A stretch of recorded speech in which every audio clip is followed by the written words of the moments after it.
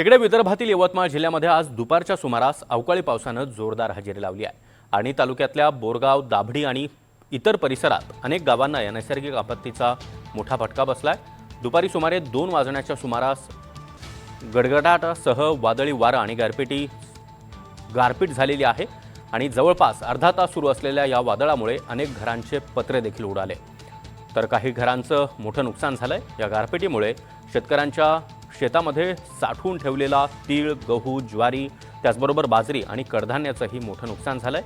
आधीच अवकाळी पावसाचा फटका या शेतकऱ्यांना सहन करावा लागतोय।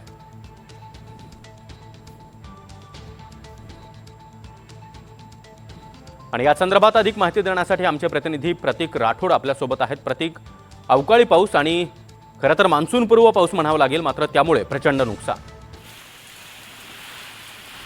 नक्कीच सागर सर, आपण पाहू शकता की यवतमाळ जिल्ह्यामध्ये या आज झालेल्या एवढ्या प्रचंड गारपिटीमध्ये जवळपास सुमारे दुपारच्या वेळेस ही गारपीट झाली आहे, अवकाळी पाऊस। तर वादळी वारे आणि गारपिटीमुळे अनेक गावांमध्ये सुद्धा याचा फटका सुद्धा पाहायला मिळत आहे।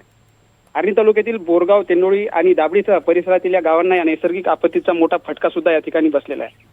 जवळपास सुमारे अशा अर्धा तास चाललेल्या गारपिटीमध्ये नागरिकांचे घरातील पत्रे आणि त्यांचे कडधान्य वगैरे देखील मोठ्या प्रमाणामध्ये नुकसान झालं चित्र पाहायला मिळत आहे। तसेच शेतकऱ्यांनी साठवून ठेवलेला तीळ सुद्धा ते भिजलेला या गारपिटीमध्ये ते सुद्धा नुकसान झालं चित्र या ठिकाणी पाहायला मिळत आहे।